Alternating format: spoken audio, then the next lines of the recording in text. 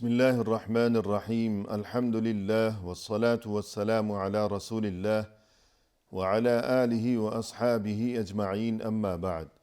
ناظرین کرام، السلام علیکم ورحمۃ اللہ وبرکاتہ۔ تفہیم دین کی اس بزم کے ہمراہ ہم آپ کی خدمت میں حاضر ہیں۔ آج کی اس ملاقات میں ہمارے ساتھ تشریف فرما ہیں محترم مہمان جناب شیخ محمد انس رضوان صاحب، جو کہ معروف علمی شخصیت ہیں۔ تو آئیے ناظرین، پروگرام میں ان کا استقبال کیا جائے۔ السلام علیکم شیخ۔ وعلیکم السلام ورحمۃ اللہ وبرکاتہ۔ ہماری محفل میں آپ تشریف لائے، جو کہ ہمارے لیے یقیناً بہت ہی باعث مسرت ہے۔ جزاکم اللہ خیرا۔ بارک اللہ۔ آمین یا رب۔ محترم ناظرین، آج کی اس نشست میں ہمارا موضوع گفتگو ہے خیر کے کاموں میں، بھلائی کے کاموں میں ایک دوسرے کے ساتھ تعاون کرنا، ایک دوسرے کی مدد کرنا، ایک دوسرے کا ہاتھ بٹاتے رہنا۔ اب اس سلسلے میں کیا تفصیلات ہیں، اور یہ کہ خیر کے کاموں میں ایک دوسرے کی مدد کرتے رہنا، اس کے کیا طریقے ہو سکتے ہیں، اور اس کی کیا مختلف شکلیں ہمیں دین اسلام میں بتائی گئی ہیں اور سکھائی گئی ہیں۔ تو آئیے مفصل رہنمائی حاصل کی جائے اس بارے میں محترم مہمان کی زبانی۔ محترم ارشاد فرمائیے گا کہ خیر کے کاموں میں ایک دوسرے کی مدد کرتے رہنا کس طرح؟ قرآن پاک نے بہت ساری آیات میں اس طرف ہماری رہنمائی فرمائی۔ سورہ مائدہ آیت نمبر 2 میں اللہ تعالیٰ کا ارشاد ہے وَتَعَاوَنُوا عَلَى الْبِرِّ وَالتَّقْوَى وَلَا تَعَاوَنُوا عَلَى الْإِثْمِ وَالْعُدْوَانِ، کہ ایک دوسرے کا آپ تعاون کیجئے، ایک دوسرے کی مدد کیجئے نیکی اور اچھے کاموں پر اور تقوی پر، اور برے کام، ظلم اور زیادتی پر ایک دوسرے کی مدد نہ کیجئے۔ جی، یعنی اچھے کاموں کے معاملے میں ایک دوسرے کی مدد کیجیے، یقیناً، اور برے کاموں کے معاملے میں ایک دوسرے کی مدد نہ کی جائے۔ جی، کیونکہ برے کاموں میں مدد نہ کرنا ہی اس کی مدد ہے۔ صحیح ہے جی۔ اور محدثین یہ فرماتے ہیں کہ گویا کہ اللہ تعالیٰ نے تعاون کی 2 انواع بیان فرما دی۔ جی، پہلی نوع تو یہ ہوگی کہ اچھے کاموں پر تعاون کرنا، اور دوسری نوع یہ ہوگی کہ برے کاموں سے روکنا، اور یہ بھی ممد اور معاون ہوگا اچھے کاموں میں بڑھنے کی طرف۔ صحیح۔ امام قرطبی رحمۃ اللہ علیہ فرماتے ہیں کہ اللہ تعالیٰ نے اس آیت میں تمام کے تمام مخلوقات کو اس بات کا حکم دیا کہ نیکی اور تعاون پر ایک دوسرے کی مدد کی جائے، تمام انسانوں کی، اور برے کاموں میں بھی ایک دوسرے کی مدد یوں کی جائے کہ ان کو ان کاموں سے روک دیا جائے۔ اور یہ فرمانے لگے کہ یہ حکم تمام کی تمام مخلوقات کی طرف متوجہ ہے، قطع نظر اس بات کہ اس آدمی کا تعلق اسلام سے ہے یا اسلام سے نہیں۔ جیسے کہ ایک موقع پر رسول اللہ صلی اللہ علیہ وسلم نے فرمایا کہ انصر اخاک ظالما او مظلوما، کہ اپنے بھائی کی مدد کیا کرو، خواہ وہ ظالم ہو یا مظلوم ہو۔ تو صحابہ کو تعجب ہوا کہ اگر وہ مظلوم ہے تب تو اس کی مدد کی جائے گی، کہ اس ظلم سے نجات کے لیے کوئی فکر، کوئی راستہ پیدا کیا جائے، لیکن اگر وہ ظالم ہے تو اس کی مدد کس طرح کی جائے گی؟ یعنی ظلم کے معاملے میں ہم اس کی مدد کریں کہ وہ مظلوم پر اور زیادہ ظلم کرے؟ تو آپ صلی اللہ علیہ وسلم نے فرمایا کہ ظالم کی مدد بھی ضروری ہے، لیکن وہ اس طرح کہ اسے اس ظلم سے باز رکھنے کی تلقین کرو، کوشش کرو، اسے لگام دینے کی ترکیب سوچو، تو مدد کی جائے بہرحال۔ تو گویا کہ بات وہی ہو گئی کہ خیر کے کاموں میں ایک دوسرے کی مدد کی جائے۔ اسی وجہ سے نبی اکرم صلی اللہ علیہ وسلم نے ایک دوسرے موقع پر بھی ارشاد فرمایا کہ الدال علی الخیر کفاعلہ، کہ ایک دوسرے کی اگر ہم صرف رہنمائی ہی کر دیں، کسی سیدھا راستہ ہی دکھلا دیں، کسی کو تلقین ہی کر دیں، اس کے بعد اگر وہ کوئی نیک کام کر لے گا تو ہمیں بھی ایسا ہی ثواب ملے گا گویا کہ ہم نے خود کیا۔ تو گویا کہ آپ صلی اللہ علیہ وسلم نے اس آیت کی روشنی میں ہمیں یہ بھی فرمایا کہ اگر خود آپ میں سکت اور استطاعت نہیں ہے تو آپ کم از کم دوسرے کی رہنمائی کر دو تاکہ وہ دوسرے اس نیکی کو کر پائے۔ جی سبحان اللہ۔ اور اس طرح فرمائے کہ واللہ فی عون العبد ما کان العبد فی عون اخیہ، کہ اس میں جو ترغیب دی گئی ہے کہ ہم ایک دوسرے کے کام آیا کریں، تو اس حدیث کے بارے میں ارشاد فرمائیے گا۔ اب جیسا کہ آپ صلی اللہ علیہ وسلم نے فرمایا کہ ایک دوسرے کے کام آیا کرو اور ایک دوسرے کی مدد کرو، جب آپ ایک دوسروں کی مدد کرو گے تو اللہ کو اپنی مدد میں پاؤ گے۔ جی اب اس میں مختلف لوگوں کے مختلف احوال ہیں، اس اعتبار سے ان کی طرف یہ عون کا حکم متوجہ ہے۔ ایک صاحب ہیں، وہ صاحب مال ہیں، جی تو انہیں ان کا حکم، یہ حکم اس طرف متوجہ ہے کہ وہ مال کو خرچ کریں۔ ایک صاحب ہیں، وہ صاحب علم ہیں، تو یہ حکم اعانت کا ان کی طرف یوں متوجہ ہے کہ وہ علم کو پھیلانے کی کوشش کرے، لوگوں کی رہنمائی کریں۔ ایک آدمی بہت بہادر شجاع ہے تو یہ حکم ان کی طرف یوں متوجہ ہے کہ وہ اپنی شجاعت کے ذریعے نیکی کے کاموں کو آگے بڑھائیں۔ اور جی تو اس کے لیے طریقہ جو بھی ہو، مقصد یہی ہے کہ اس حدیث میں ہمیں یہ بات بتائی گئی اور تعلیم دی گئی کہ انسان جب تک اپنے کسی بھائی کی مدد میں مشغول ہوتا ہے تو اس وقت تک اللہ اس کی مدد میں مشغول ہوتا ہے، یعنی اللہ اس کی مدد میں مشغول ہوتا ہے۔ مطلب یہ ہے کہ اگر ہم کسی دوسرے کے کسی کام آئیں گے، ہم اس کے لیے کوشش کر رہے ہیں، اس کے لیے کوئی بھاگ دوڑ کر رہے ہیں، جستجو کر رہے ہیں کہ اس کا یہ کام کسی طرح بن جائے، تو ہمارے جو رکے ہوئے اور بگڑے ہوئے کام ہیں تو اللہ کی طرف سے غیبی انتظام فرمایا جائے گا کہ ہمارے وہ کام پورے ہو جائیں یقیناً اور ہماری مشکلات دور ہو جائیں، ہماری بگڑی جو ہے وہ سنور جائے۔ تو گویا اگر ہم یہ چاہتے ہیں کہ ہمیں ہماری مشکلات سے نجات نصیب ہو جائے تو ہمیں دوسروں کو مشکلات سے نجات دلانے کے لیے کچھ کرنا چاہیے۔ جو دوسروں کے کام آئے گا تو اللہ بھی اس کی مدد فرمائے گا۔ اور ہم یہ انبیاء کرام علیہم السلام کی جو سیرت مبارکہ اور حیات طیبہ، اس میں بھی ہمیں باہمی تعاون کے سلسلے سے جو واقعات قرآن کریم میں نظر آتے ہیں، تو ابراہیم علیہ السلام کا واقعہ، تو اس بارے میں کچھ فرمائیے گا۔ جیسا کہ آتا کہ سیدنا ابراہیم علیہ السلام کو اللہ تعالی نے حکم فرمایا تعمیر بیت اللہ کا، تو سیدنا ابراہیم علیہ السلام اس سے پہلے ان کا مکالمہ ہوا سیدنا اسماعیل علیہ السلام سے، جی اور سیدنا ابراہیم نے عرض کیا سیدنا اسماعیل سے، ان اللہ امرنی بامر، کہ اللہ تعالی نے مجھے ایک حکم دیا۔ تو سیدنا اسماعیل نے فرمایا کہ یہ تو خوش نصیبی کی بات ہے، تو اس حکم کو مکمل کیجیے اور پورا کیجیے۔ جی اور پھر یہ بھی فرمانے لگے کہ وہ حکم کیا ہے اور میں اس میں آپ کی کیا مدد کر سکتا ہوں۔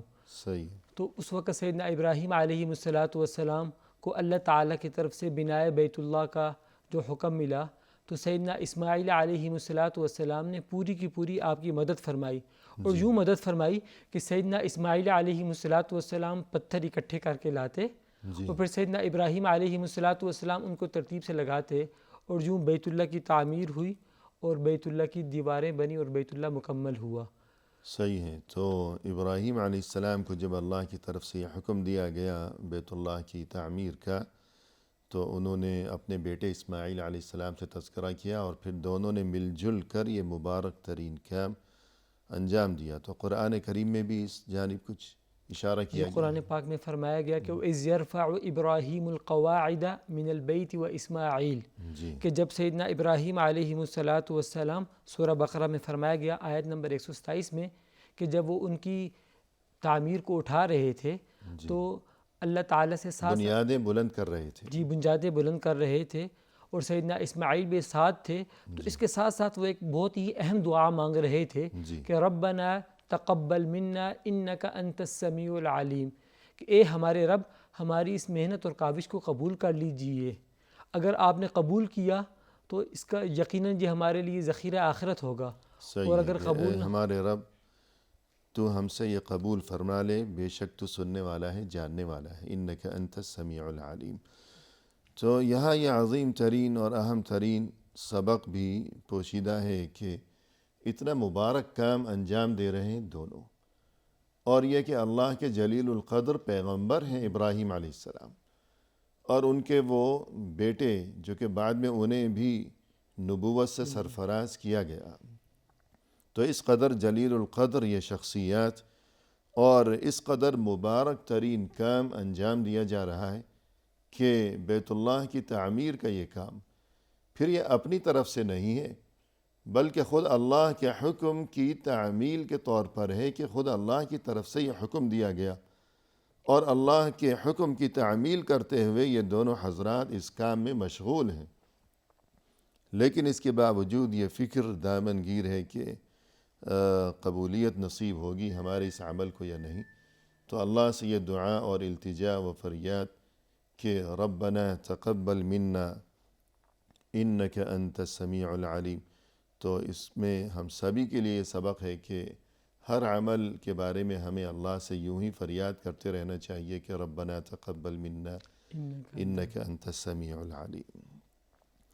تو یہ گویا کہ ابراہیم علیہ السلام کے اس واقعے میں ہمارے لیے یہی مثال ہے کہ باہمی تعاون اور مل جل کر اچھے کام کرنا، اچھے کاموں کے سلسلے میں ایک دوسرے کا ہاتھ بٹانا چاہیے، کہ یہ انبیاء کرام علیہم السلام کی سنت اور ان کا طریقہ بھی ہے۔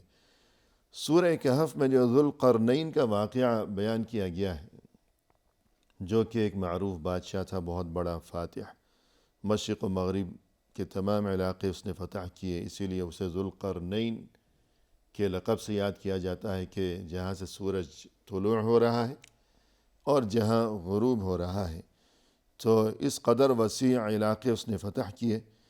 تو اس کے ساتھ ایک واقعہ پیش آیا جو سورۃ الکہف کے آخر میں مذکور ہے، تعاون کے حوالے سے بیان فرمائیے گا۔ اس واقعے میں ہمیں یہ رہنمائی ملتی ہے تعاون کے حوالے سے جی کہ چاہے ہماری ایک دوسرے سے تعلق اور پہچان ہو یا تعلق اور پہچان نہ ہو، جب بھی ہم سے کسی بھی خیر کے کام میں کوئی معاونت طلب کرے تو ہمیں اس بات کا اہتمام کرنا چاہیے کہ اس کی خیر کے کام میں مدد کی جائے۔ اور جیسا کہ حدیث پاک آپ نے بھی ذکر کی، نبی اکرم صلی اللہ علیہ وسلم نے فرمایا کہ ظالم کی مدد یہ کہ اس کو ظلم سے روکا جائے، تو کسی بھی طور پر ہم ایک دوسرے کی مدد کرنے والے ہوں۔ جیسا کہ قرآن پاک میں بیان فرمایا گیا، وہ کہنے لگے کہ ان یأجوج و مأجوج مفسدون فی الارض جی فہل نجعل لک خرجا علی ان تجعل بیننا و بینہم سدا، کہ وہ نکلنے والے ہیں اور زمین میں فساد کرنے والے ہیں، تو آپ کوئی ایسی رکاوٹ کھڑی کر دیجئے جس کی وجہ سے ہماری ان سے حفاظت ہو جائے۔ باوجود اس بات کے کہ وہ ان کو جانتے نہیں تھے، تو انہوں نے پھر یہ کہا کہ ما مکنی فیہ ربی خیر فاعینونی بقوت اجعل بینکم و بینہم ردما۔ اس کے بعد جوابی طور پر انہوں نے ان کے پاس وہ اسباب اللہ تعالی نے ان کو بادشاہت کے ذریعے مہیا کیے ہوئے تھے، تو انہوں نے اس قوم کی مدد کی اور اس مدد کے طور پر ان کو اس سے نجات بھی دلا دی۔ اور پھر آخر میں فرمانے لگے، مقصد یہ کہ وہاں ایک علاقے میں یہ پہنچے ذوالقرنین، تو وہاں جو قوم آباد تھی انہوں نے یہ شکایت کی کہ یہ جو یأجوج مأجوج یہ قوم ہے، یہ فتنے پھیلاتی ہے، خرابیاں پھیلاتے ہیں یہ لوگ، اور ہمیں تنگ کیا کرتے ہیں یہ لوگ، تو آپ کوئی رکاوٹ ایسی کھڑی کر دیجئے کہ جس کی وجہ سے یہ لوگ ہم تک نہ پہنچ سکیں، ہمیں ان کی شرارتوں سے، ان کے فتنوں سے نجات نصیب ہو سکے۔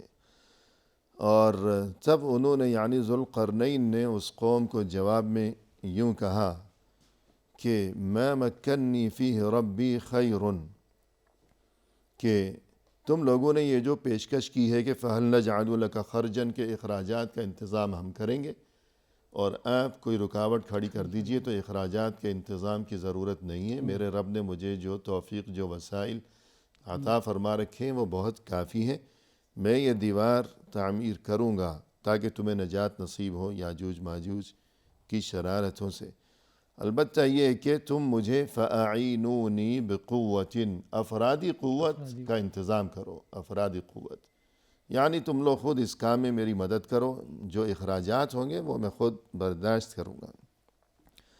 الغرض یہ دیوار تعمیر کی گئی، اور یہ کہ قیامت تک اور قیامت سے کچھ پہلے جو وقت ہوگا قرب قیامت تک کا، اس وقت تک یہ دیوار قائم رہے گی۔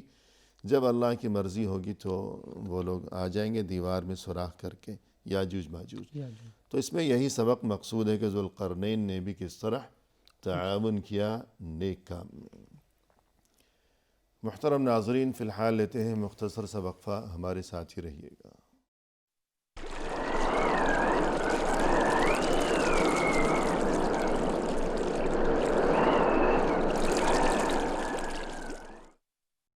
ناظرین، وقفے کے بعد ہم حاضر خدمت ہیں. آئیے سلسلہ گفتگو کو آگے بڑھایا جائے مہمان کی زبانی. محترم، وقفے سے قبل گفتگو یہ چل رہی تھی کہ خیر کے کاموں میں ایک دوسرے کی مدد کرنا دین اسلام میں ہمیں یہ تاکید و تلقین کی گئی ہے.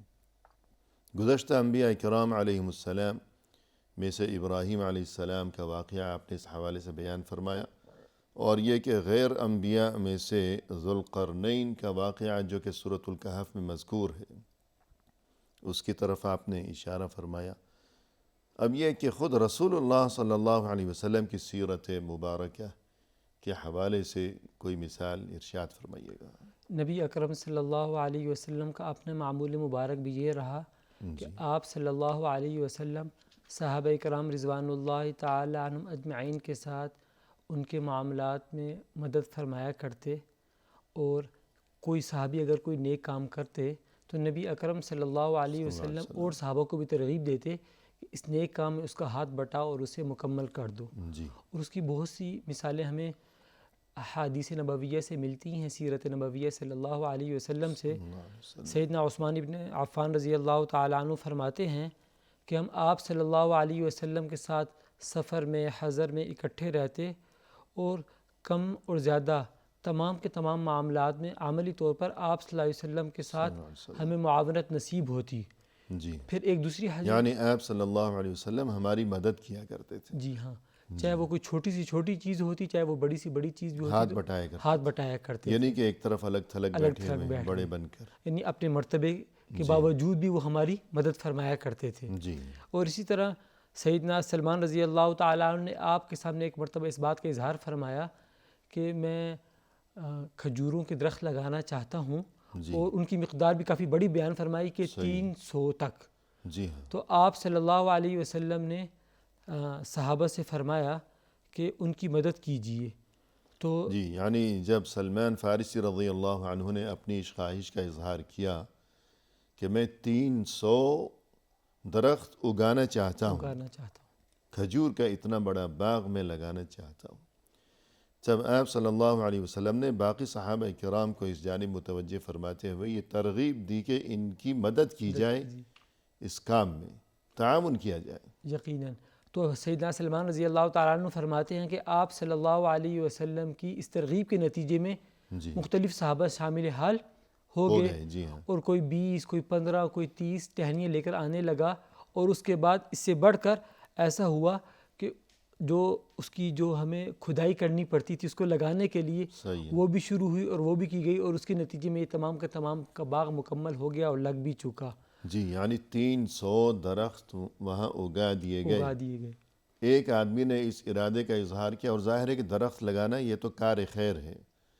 کوئی یہ نہ سمجھے کہ یہ کون سی بڑی بات ہے کہ درخت اگانے کا ارادہ کیا. تو درخت اگانا یہ کار خیر ہے، اور بالخصوص پھلدار درخت.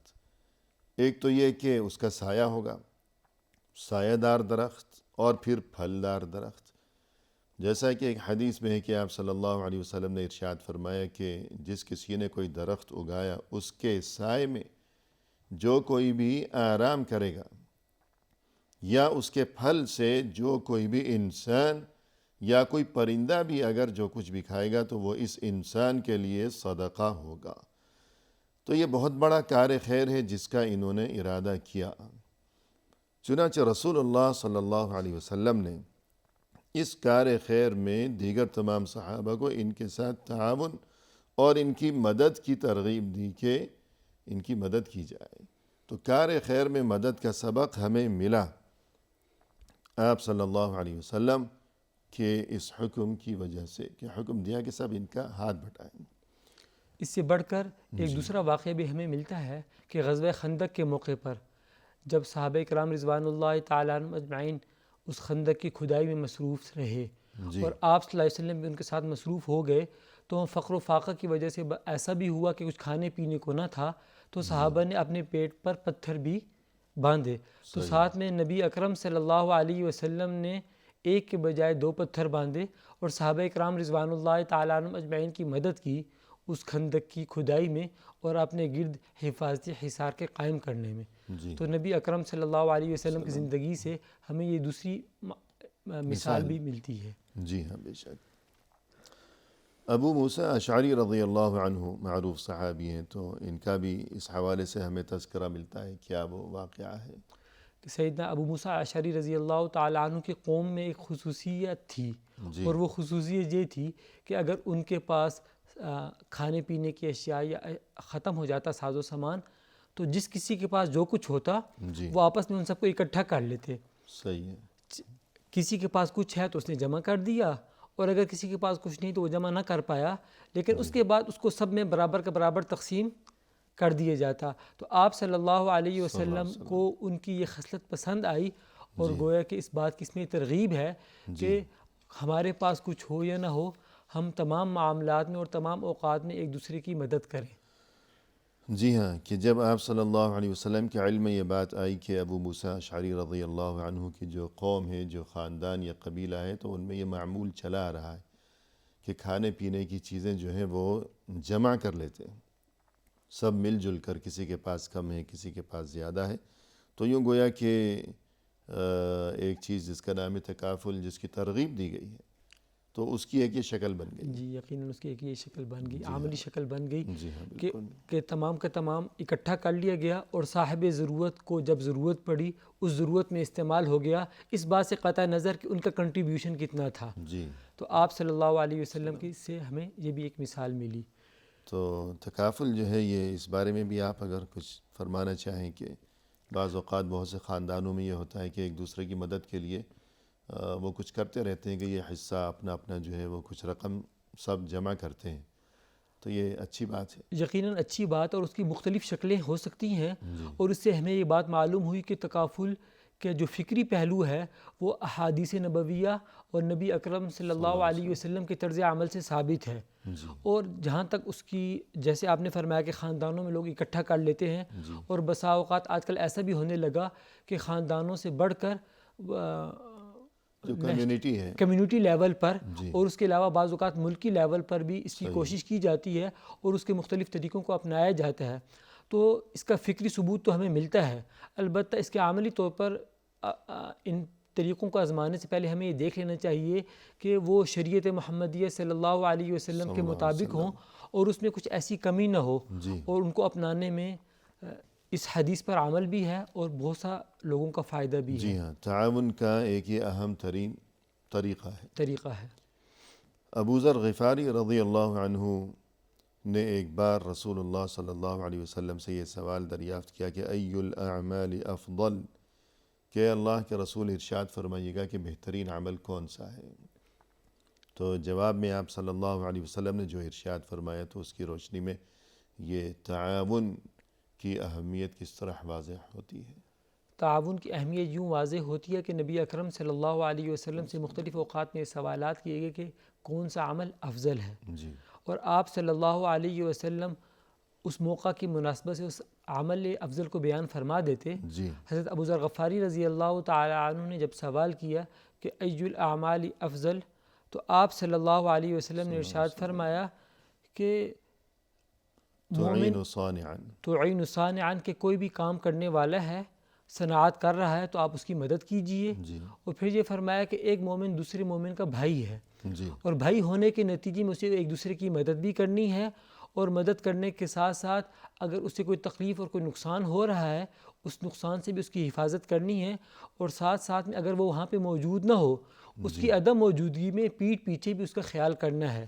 یعنی کہ آپ صلی اللہ علیہ وسلم نے مختلف پہلو ارشاد فرما دیے کہ اگر کوئی کسی صنعت میں ہے، کوئی تجارت میں ہے، کسی نیک کام میں ہے، تو آپ اس کی بھی مدد کیجئے، اور اس نیک کام میں کسی نقصان کا اندیشہ ہے، کسی چیز کے ضائع ہونے کا اندیشہ ہے، تو اس کو بھی آپ محفوظ بنائیے، اور اگر کبھی وہ موجود نہ ہو تو پیٹھ پیچھے بھی آپ اس کو نقصان سے بچانے کا اہتمام کیجیے اور اس کی مدد کیجیے۔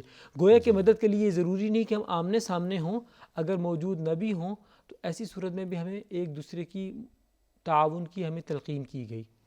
یعنی رسول اللہ صلی اللہ علیہ وسلم نے جس طرح مختلف مواقع پر جب آپ سے یہ سوال کیا گیا کہ ای الاعمال افضل، کہ اللہ کے رسول بہترین عمل کون سا ہے، تو آپ نے جواب دیا کہ الصلاۃ علی وقتها، نماز اپنے وقت پر قائم کرنا، اور کبھی جواب دیا کہ الجہاد فی سبیل اللہ، اللہ کی راہ میں جہاد، اور یہ کہ بر الوالدین، والدین کے ساتھ حسن سلوک، ان کی خدمت و اطاعت، خبر گیری وغیرہ۔ تو آگے بڑھتے بڑھتے یہاں یہ حدیث مختصر ہے، آگے یہ کہ یہ بھی ارشاد فرمائے کہ وَتُعِينُ صَانِعًا، جو کوئی محنت کش ہے یا کاریگر قسم کا انسان ہے، صنعت و حرفت کے پیشے سے اس کا تعلق ہے، تو اس کی مدد کیجیے۔ مقصد یہ ہے کہ جو کوئی نادار ہے، غریب ہے، اس کے پاس کچھ بھی نہیں ہے، محروم ہے، تو اس کی مدد تو کی جانی چاہیے ضرور۔ اس سے بڑھ کر مزید یہ ہے کہ اگر کوئی بالکل بے روزگار اور نادار نہیں ہے، بلکہ اس کا کوئی چھوٹا موٹا کاروبار ہے، کارخانہ ہے، کاریگر قسم کا انسان ہے، تو ہم یہ نہ سوچیں کہ یہ تو کاریگر ہے، ہنرمند ہے، اس کا کارخانہ ہے، تو اس کی مدد کیوں کریں؟ ہو سکتا ہے کہ وہ کاریگری کے باوجود پریشانی کا شکار ہو، اور یہ تو بڑی بات ہے کہ وہ کاریگری کر رہا ہے، ورنہ اگر وہ بھی چھوڑ چھاڑ کر بیٹھ جائے کہ کوئی مجھے صدقہ دے دے گا، خیرات دے دے گا، زکوٰۃ دے دے گا، لیکن وہ یوں صدقہ اور خیرات کے انتظار میں ہاتھ پر ہاتھ دھرے ہوئے بیٹھا نہیں ہے، تو یہ تو اس کی عظمت ہے۔ کاریگر ہے مگر اس کے باوجود وہ مشکلات سے دوچار ہے، تب بھی ہمیں حیثیت کے مطابق، گنجائش کے مطابق اس کی مدد کرنی چاہیے، اس کے ساتھ تعاون کرنا چاہیے جو ہم سے بن پڑے۔ اور یہ کہ مومن کا بھائی ہے، یکف علیہ ضیعتہ، اس کے لیے کسب معاش کے معاملات میں وہ اس کی مدد کیا کرتا ہے۔ یا ایک معنی اس کا یہ بھی بیان کیا گیا ہے کہ وہ اسے ضائع ہونے سے بچاتا ہے، کہ یہ ضائع نہ ہو جائے، کہ بے روزگاری، پریشانی، فقر و فاقے کی نوبت نہ آ جائے، تو یوں اس چیز سے ضائع اور برباد ہو جانے سے اسے بچانے کے لیے ہر مومن ایک دوسرے کے ساتھ تمام اہل ایمان تعاون کیا کرتے ہیں، مدد کیا کرتے ہیں کہ یہ کہیں ضائع نہ ہو جائے، برباد نہ ہو جائے، بے روزگاری کا شکار ہو کر نہ رہ جائے۔ اور یہ کہ جب تک سامنے ہیں تو ایک دوسرے کی مدد کر رہے ہیں، ایک دوسرے کا ہاتھ بٹا رہے ہیں، لیکن اگر کوئی کسی وجہ سے سفر پر گیا ہے، غیر موجود ہے، تو ایسی بات نہیں کہ جب تک سامنے تھے، شرم تھی، لحاظ تھا، تو ایک دوسرے کے کام آ رہے ہیں، مدد کر رہے ہیں، آگے بڑھ رہے ہیں۔ جیسے ہی کوئی چلا گیا اپنی کوئی چیز چھوڑ کر، تو اب ہم بھی نظریں پھیر لیں، ایسی نوبت نہ آنے پائے۔ بلکہ اگر وہ کسی وجہ سے کچھ دنوں کے لیے غائب بھی ہے، غیر موجود ہے، اس کی غیر موجودگی میں بھی مومن کی شان یہ ہے کہ وہ اس کے سامان کی، اس کے کاروبار کی، اس کے اہل و عیال کی، اس کے گھر بار کی حفاظت کا فریضہ انجام دے، نظر رکھے، خبر رکھے۔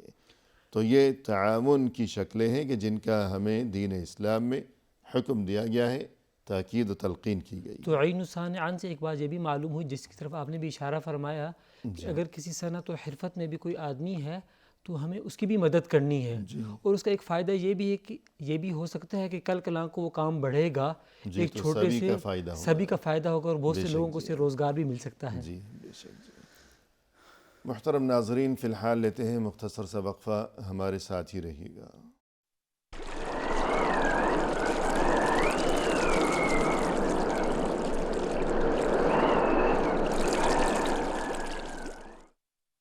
ناظرین کرام، وقفے کے بعد ہم حاضر خدمت ہیں۔ آئیے سلسلہ گفتگو کو اب پایہ تکمیل تک پہنچایا جائے محترم مہمان کی زبانی۔ شیخ، وقفے سے قبل جو گفتگو آپ نے فرمائی کہ خیر کے کاموں میں، بھلائی کے کاموں میں ایک دوسرے کی مدد کرنا، تعاون کرنا، اس کی ہمیں دین اسلام میں بڑی تاکید و تلقین کی گئی ہے، اس کے بڑے فضائل بیان کیے گئے ہیں۔ اس کی کیا مختلف شکلیں ہو سکتی ہیں؟ تو ایک شکل اور ایک طریقہ جو کہ ہمیں احادیث میں نظر آتا ہے، وہ یہ کہ اگر کوئی کاریگر ہے اور مشکلات سے دوچار ہے تو اس کی مدد کی جائے، تاکہ اس کی محنت، اس کی ہنر مندی وہ پھل پھول سکے اور سبھی کا بھلا ہو سکے، اس کا اپنا بھی، دوسروں کا بھی۔ تو اس بارے میں مزید کچھ فرمائیے گا۔ اس کے علاوہ جیسے کہ آپ نے رہنمائی فرما دی، اس کے علاوہ اور بھی بہت ساری تعاون کی شکلیں ہیں۔ جی پروگرام کے شروع میں جیسا کہ اس آیت کی روشنی میں ہم نے اس بات کا ذکر کیا کہ وتعاونوا علی البر والتقوی ولا تعاونوا علی الاسم والعدوان میں تعاون کی دو شکلوں کو بیان فرما دیا گیا. صحیح. اس کے مطابق ابھی ان کی انواع اور اقسام کو اور صورتوں کو واضح کیا جا سکتا ہے. جی. جہاں تک پہلی شکل کا تعلق ہے التعاون فی البر والتقوی، اس میں سے قرآن پاک ہے، سورہ صف ہے، اس کی آیت نمبر 14 میں فرمایا گیا کہ یا ایھا الذین آمنوا کونوا انصار اللہ، اے ایمان والو اللہ تعالیٰ کے مددگار ہو جاؤ. اور اس میں بنیادی طور پر اللہ تعالیٰ کی طرف جو دعوت ہے دین کی، اس کی مدد کا اشارہ فرمایا گیا کہ لوگوں کو اللہ تعالیٰ کی دین کی طرف اور اللہ تعالیٰ کی طرف بلاؤ، اور فرمایا گیا کہ یہ تعاون کی ایک شکل ہے. اسی طرح سورہ قصص آیت نمبر 35 میں اللہ تعالیٰ نے سیدنا موسیٰ علیہ السلام کو فرمایا سنشد عضدک بأخیک، کہ سیدنا موسیٰ علیہ السلام کو پہلے اکیلے ہی حکم ربی متوجہ تھا فرعون کی طرف دعوت کا، پھر بعد میں فرمایا کہ ایسی بات نہیں، آپ اپنے آپ کو اکیلا محسوس نہ کرو، میں تو ہوں ہی تمہارے ساتھ، لیکن ساتھ ساتھ تمہارے بھائی ہارون کو بھی تمہارے ساتھ کر دوں گا، شامل کر دوں گا. تو یہ تعاون کی شکلوں میں سے ایک شکل، اس کو بھی ارشاد فرما دیا گیا. اس کے علاوہ اور بھی بہت ساری تعاون کی شکلیں ہیں. ایک دوسری شکل یہ بھی ہے کہ عبادات کی اقامت اور ان کو قائم کرنے میں بھی ہم ایک دوسرے کی مدد کریں. جیسے کہ اللہ تعالیٰ نے سورہ حج میں خلفائے راشدین سے متعلق فرمایا یا مؤمنین سے متعلق فرمایا الذین ان مکناہم فی الارض اقاموا الصلاۃ وآتوا الزکاۃ وامروا بالمعروف ونہوا عن المنکر. تو تعاون کی ایک شکل یہ بھی ہے کہ آدمی خود بھی نماز کا اہتمام کرے، خود بھی زکوٰۃ کا اہتمام کرے. جی. اہل ایمان کے بارے میں ارشاد فرمایا جی ہاں، کہ اہل ایمان کی شان یہ ہے کہ اگر انہیں زمین میں قوت اور شوکت نصیب ہوگی تو وہ ایسا کریں گے. تو نہ صرف یہ کہ خود زکوٰۃ ادا کریں گے، خود نماز کا اہتمام کریں گے، بلکہ نماز کو قائم کرنے کے جو ادارے ہیں ان کو بھی ڈیولپ کیے جائے، زکوٰۃ کی کلیکشن کے، پھر جو مستحقین ان تک پہنچانے کے جو ذرائع ہو سکتے ہیں ان کو بھی استعمال کیے جائے، امر بالمعروف اور نہی عن المنکر کو بھی کیے جائے. تو یہ تمام کی تمام تعاون کی شکلیں ہیں. اس کے علاوہ تعاون کی شکلیں اور بھی بہت ساری ہو سکتی ہیں، جیسے کہ قرآن پاک میں اللہ جل شانہ کا ارشاد ہے، سورہ توبہ ہے، آیت نمبر 17 اور 18 ہے، انما یعمر مساجد اللہ، کہ اللہ تعالیٰ کی جو مساجد ہیں ان کو آباد کیے جائے. آبادی کی مختلف شکلیں ہیں. ایک تو یہ کہ مساجد کی تعمیر ہو، پھر تعمیر کے بعد دوبارہ نمازوں کا اس میں اہتمام ہو. تو یہ آباد رکھنے میں مراد جو ہے ایک تو یہ کہ تعمیر کی جائے. انما یعمر مساجد اللہ من آمن باللہ والیوم الآخر. اللہ کی مسجدوں کو وہی تعمیر کرتا ہے کہ جو اللہ پر اور روز قیامت پر ایمان رکھتا ہو. کہ یہ ایمان کی علامت ہے کہ انسان اللہ کے گھروں، اللہ کی مسجدوں کو تعمیر کیا کرتا ہو. تو یہاں تعمیر میں دونوں باتیں شامل ہیں. ایک تو واقعی مسجد تعمیر کرنا کہ اس کی بلڈنگ، عمارت بنانا، اور مزید اس میں یہ بات بھی شامل ہے کہ مسجد کو آباد رکھنا، کہ با جماعت نماز کی پابندی ہو، اور یہ کہ انسان جو ہے سستی سے بچے، مسجد میں حاضر ہوا کرے، مسجد میں نماز، مسجد میں تلاوت قرآن وغیرہ. تو یوں یہ چیزیں جو ہیں گویا کہ اور اس جانب دوسروں کو متوجہ کرنا یا مسجد تعمیر کرنا، مسجد کو آباد رکھنا، تو خیر کے کاموں میں ایک دوسرے کے ساتھ تعاون کی گویا ایک شکل یہ بھی ہے. تعاون کی اور شکلوں میں سے ایک شکل یہ بھی ہے کہ التعاون فی طلب العلم، کہ علم کو حاصل کرنے میں ایک دوسرے کا تعاون کیا جائے. اور یہ بھی ہمیں نبی اکرم صلی اللہ علیہ وسلم اور صحابہ کے طرز عمل سے ملتا ہے. سیدنا عمر فاروق رضی اللہ تعالی عنہ کے مختلف واقعات ہماری نظر سے گزرتے ہیں کہ سیدنا عمر فاروق رضی اللہ تعالی عنہ فرماتے ہیں کہ انہوں نے ایک صحابی کے ساتھ یہ معاملہ طے کر لیا کہ جب آپ نبی اکرم صلی اللہ علیہ وسلم کی مجلس میں جاؤ گے اور تمہیں جو کچھ حدیث سننے کو ملے گی تم وہ آ کے مجھے بیان کرو گے، اور جب میں آپ کی مجلس میں حاضر ہوں گا اور آپ صلی اللہ علیہ وسلم جو احکامات اور مسائل بیان فرمائیں گے وہ میں آپ کو بیان کروں گا. جی، باری مقرر کر لی. باری مقرر کر لی. ایک دن میں جاؤں گا، جو کچھ وہاں سنوں گا، دیکھوں گا، سیکھوں گا، وہ آ کر میں آپ کو بتاؤں گا، اور دوسرے دن آپ جائیں گے اور جو کچھ وہاں آپ دیکھیں گے، سنیں گے، سیکھیں گے، وہ آ کر مجھے بتائیں گے. تو طلب علم میں یوں ایک دوسرے کے ساتھ تعاون کرنا، یہ بھی تعاون کی ایک اہم ترین شکل ہے. اسی طرح تعاون کی مختلف شکلوں میں جو اور یہ جو حدیث ہے کہ نضر اللہ امرأ سمع منا حدیثا فحفظه حتیٰ یبلغہ، تو اس میں بھی تعاون کی شکل ہے، بلکہ اس سے بھی بڑھ کر یہ کہ اس میں عظیم ترین خوشخبری بھی ہے۔ تو اس بارے میں فرمائیے گا۔ کہ آپ صلی اللہ علیہ وسلم نے اس میں اس خوشخبری کو بھی بیان فرما دیا کہ جب آپ نے کسی حدیث پاک کو سنا اور سننے کے بعد خود عمل کر لیا ہے، یہ بھی اچھا ہے، لیکن اس میں تعاون کی شکل یہ ہے کہ آپ وہ حدیث کسی ایسے شخص تک پہنچا دیں جس تک یہ حدیث پہلے نہیں پہنچی تھی، اور اس کے بعد جب وہ اس پر عمل کر لے گا تو گویا کہ ہم نے عملی طور پر اس نیک کام میں اس کا تعاون کر دیا۔ جی، تو گویا اس میں تو نہ صرف یہ کہ تعاون ہے، بلکہ رسول اللہ صلی اللہ علیہ وسلم کی طرف سے بہت ہی قیمتی ترین دعا ہے اس انسان کے لیے جو کہ یہ کام کرے، کہ فرمائے کہ نضر اللہ امرأً، اللہ تر و تازہ رکھے اس انسان کو، سمع حدیثی، یا ایک روایت میں کہ سمع مقالتی، جس نے میری بات سنی پھر اسے یاد رکھا پھر اسے دوسروں تک پہنچایا۔ تو دین کا علم سیکھنا، سمجھنا، آیات و احادیث کو سیکھنا، سمجھنا، پھر دوسروں تک پہنچانا، تو اس انسان کے لیے رسول صلی اللہ علیہ وسلم کے یہ مبارک اور مقدس کلمات کہ اللہ اسے تر و تازہ رکھے۔ تر و تازہ یعنی جیسے اردو میں ہم کہتے ہیں کہ اللہ اسے آباد رکھے، تو کتنی بڑی خوشخبری ہے یہ۔ یقیناً رسول صلی اللہ علیہ وسلم کی طرف سے دعا نصیب ہو جائے کہ اللہ اسے ہرا بھرا تر و تازہ رکھے، آباد رکھے۔ تو یوں دین کی باتیں سیکھنا، پھر یہ کہ آگے دوسروں تک پہنچانا، اور اگر انسان شرماتا ہو کہ موقع ملے نہ ملے میں کس کو بتاؤں گا، کہاں جاؤں گا، کیا کروں گا، اور دل میں تڑپ تو ہونی چاہیے، لگن تو ہونی چاہیے کہ کاش مجھے رسول اللہ صلی اللہ علیہ وسلم کی یہ دعا نصیب ہو جائے، جیسے انسان چاہتا ہے، سوچتا ہے کہ والدین کی دعائیں لے لوں، بڑوں کی دعائیں لے لوں۔ اگر ماں یوں کہہ دیتی ہے کہ میرے بچے تم آباد رہو، خوشحال رہو، تو دل کتنا خوش ہو جاتا ہے۔ تو رسول صلی اللہ علیہ وسلم کی طرف سے یہ دعا کہ اللہ اسے ہرا بھرا رکھے، تر و تازہ رکھے، آباد رکھے، تو دل میں تڑپ اور شوق تو ہونا چاہیے، جذبہ ہونا چاہیے کہ کاش مجھے یہ دعا نصیب ہو جائے۔ اب کیا کیا جائے اس مقصد کے لیے؟ میں کسی کو جا کے زبردستی کوئی حدیث سناؤں؟ تو اگر اس کا کوئی موقع نہیں بھی ہے تو کم از کم اپنے گھر میں اپنے بچوں کو، اپنے اہل عیال کو، اپنے افراد خانہ کو انسان وقتاً فوقتاً اللہ اور رسول صلی اللہ علیہ وسلم کی باتیں اور ان کی تعلیمات بتایا کرے، سکھایا کرے، سنایا کرے، تو اسے دل میں یہ نیت بھی رکھنی چاہیے کہ آپ صلی اللہ علیہ وسلم کی طرف سے یہ اتنی عظیم دعا کاش اللہ کرے کہ ہم سبھی کو نصیب ہو جائے۔ آمین۔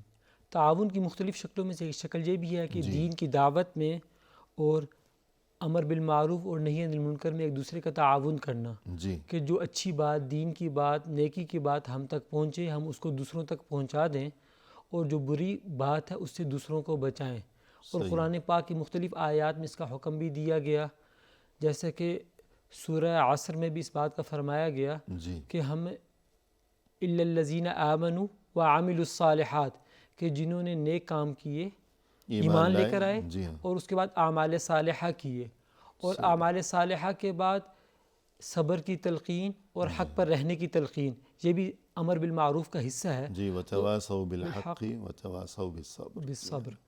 تو 5ویں نمبر پر جو اس کی صورتیں ہیں ان میں سے یہ ہے کہ دینی معاملات میں ایک دوسرے کے ساتھ تعاون کیا جائے، امر بالمعروف اور نہی عن المنکر میں ایک دوسرے کے ساتھ تعاون کیا جائے۔ اور یہ بات اتنی اہم ہے کہ بنی اسرائیل کے جو زوال کے اسباب میں سے ایک سبب یہ بھی ملتا ہے کہ انہوں نے ایک دوسرے کے ساتھ امر بالمعروف اور نہی عن المنکر کو چھوڑ دیا۔ یعنی اگر وہ کوئی دو ساتھی اور دوست اکٹھے رہتے اور ایک دوسرے کو اچھی بات کو حکم کرتا اور برے سے روکتا، اگر وہ دوسرا نہ روکتا تو یہ خاموش ہو جاتا، اور گویا کہ انہوں نے اس فریضے کو چھوڑ دیا۔ اس کی وجہ سے اللہ تعالیٰ نے جن لوگوں میں کمیاں تھیں، خرابیاں تھیں، ان کی وجہ سے جو لوگ صاحب عمل تھے ان کا عمل بھی چھوٹ گیا، اور گویا کہ ان کو بھی نقصان ہوا اور وہ بھی دین ان سے چھوٹ چکا۔ تو یہ جو مجالات تعاون کی ایک شکل یہ بھی ہے کہ آدمی ایک دوسرے کو اچھی بات کہتا رہے اور امر بالمعروف اور نہی عن المنکر بھی کرتا رہے۔ جی، ایک معروف حدیث ہے بہت ہی اہم ترین، فرمائے کہ مثل المؤمنین فی توادہم وتراحمہم وتعاطفہم مثل الجسد اذا اشتكى منه عضو تداعى له سائر الجسد بالسهر والحمى. تو اس بارے میں کچھ رہنمائی فرمائیے گا. نبی اکرم صلی اللہ علیہ وسلم نے ارشاد اس حدیث پاک میں یہ فرمایا کہ مومن کی مثال ایسے ہی ہے، یعنی جو تمام کے تمام مؤمنین ہیں، اہل ایمان ہیں، ان کی مثال اجتماعی طور پر ایسے ہے جیسے کہ ایک ہی جسم ہو اور وہ تمام کے تمام ایک جسم کا حصہ ہیں.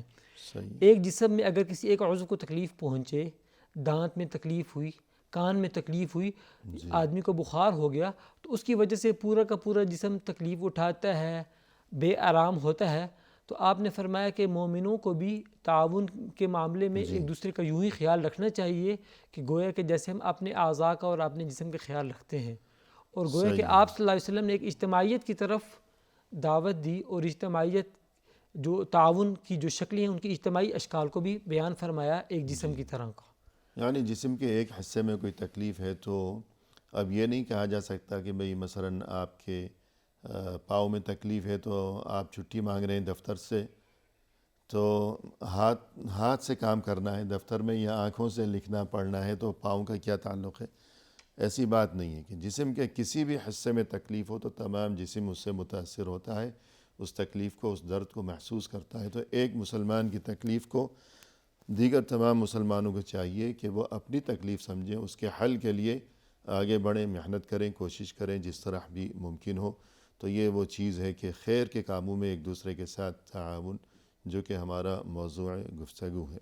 تو فی الحال چونکہ وقت اپنے اختتام کو پہنچ چکا ہے، تو پروگرام کے اختتام پر ہم تہہ دل سے آپ کا شکریہ ادا کرتے ہیں، اور آپ نے عمدہ انداز میں رہنمائی فرمائی. اللہ تعالیٰ آپ کو مزید خیر و برکت سے نوازیں. جزاکم اللہ خیر. آمین. جزاکم اللہ.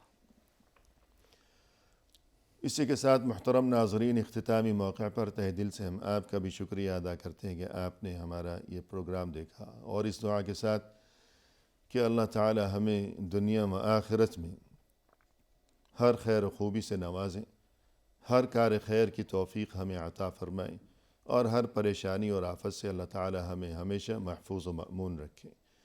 فی امان اللہ، و آخر دعوانا ان الحمد للہ رب العالمین.